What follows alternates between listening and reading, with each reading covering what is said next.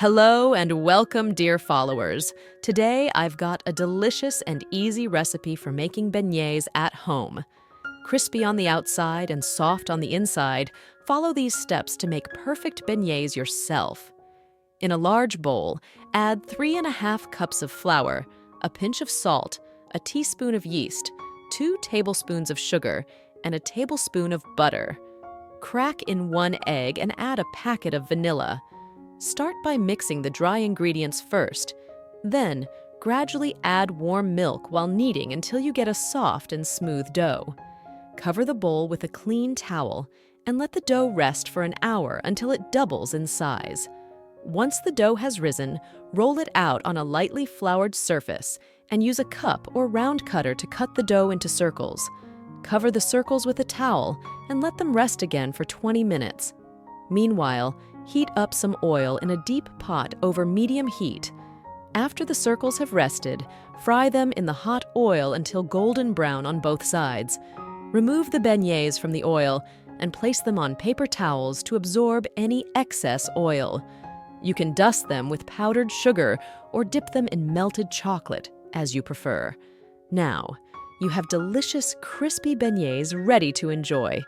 Try out this recipe and share your experiences with us. If you liked the recipe, don't forget to like, subscribe to the channel, and share the video with your friends. I hope the recipe works well for you, and if you have any suggestions, let us know in the comments. Enjoy! Here are same tips to ensure your beignet recipe turns out perfectly. Use fresh yeast. Make sure your yeast is fresh and active. If the yeast doesn't foam when mixed with warm milk, it might be inactive and your dough won't rise properly. Warm milk. The milk should be warm, not hot. Hot milk can kill the yeast, while cold milk won't activate it properly.